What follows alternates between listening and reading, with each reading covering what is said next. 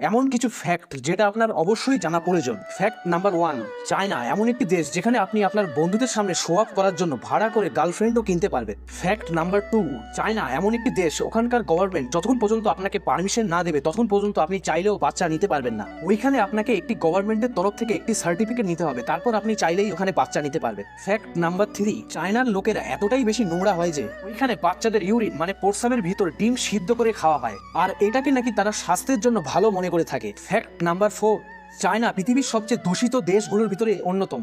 কারণ হলো ওখানে শুধুমাত্র বায়ু দূষণের কারণে প্রতিনিয়ত প্রায় 4000-এরও বেশি মানুষ মারা যায়। ফ্যাক্ট নাম্বার 5, চায়নাতে সুস্বাদু খাবারের নাম করে প্রতি বছর প্রায় 40 লাখেরও বেশি বিড়াল হত্যা করা হয় শুধুমাত্র ওদের খাওয়ার জন্য।